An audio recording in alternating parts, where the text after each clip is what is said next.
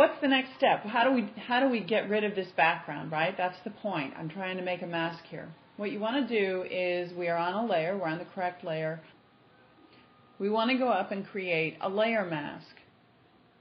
And we're going to reveal the selection. Great. All right. So now you can see in our layers palette,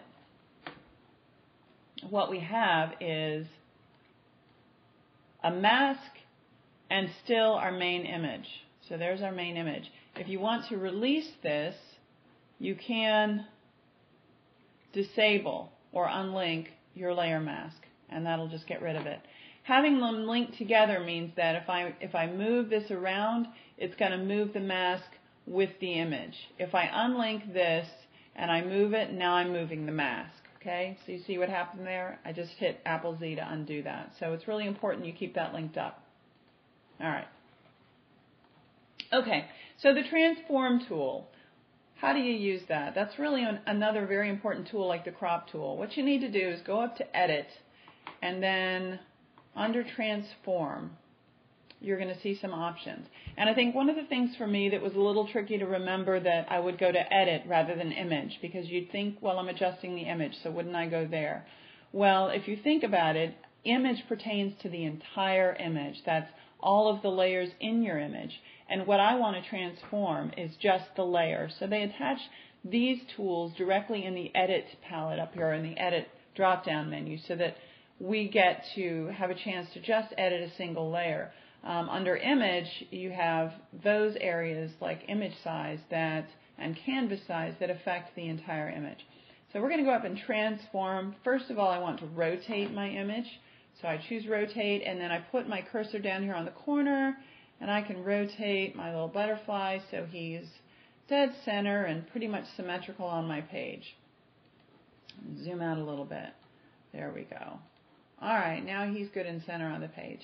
Now what we want to do, I'm going to click Save, Apple S, or File Save, and I'm going to go and get my other image of the fire. So let's drag that one into Photoshop. Okay. So we know how we get this over there. We just click with our Move tool and drag him over here. And I can see that he's now on top of my butterfly, right? So one of the things you might do is under Layer, create a clipping mask. Okay?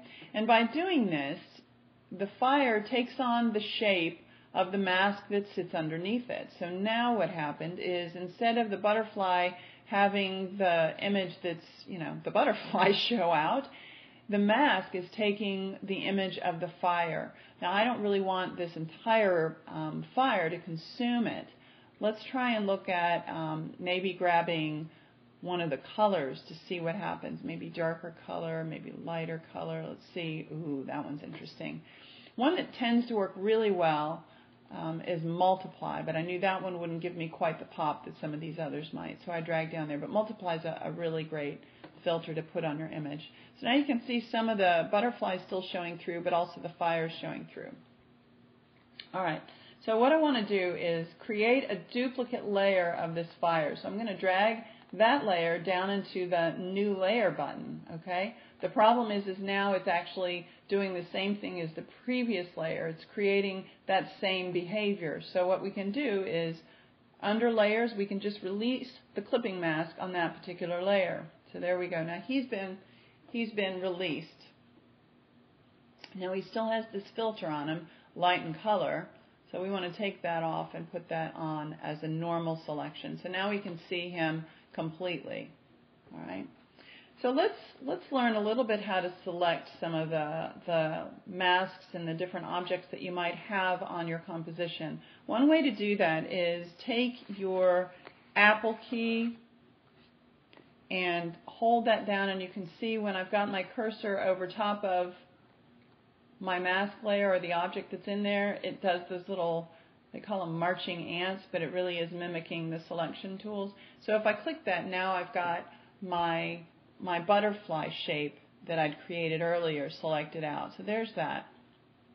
Now I want you to go up here in the Select tool and select Inverse. Select has a bunch of different options. It's got which we're going to use in a second, ways to expand or contract or feather, all kinds of different things. Refine your edges. We're going to do select inverse. So that's, instead of selecting the contents, it selects the opposite of it. And then we want to feather that just a little bit. So let's go ahead and feather that. Let's say 100 pixels. We'll go with that. All right. And I'm going to go ahead and delete that contents. So you see what we have here now. We have sort of the fire showing through, but showing through in the butterfly, and it's consuming inside the center of the butterfly, but it's also kind of around it inside our object.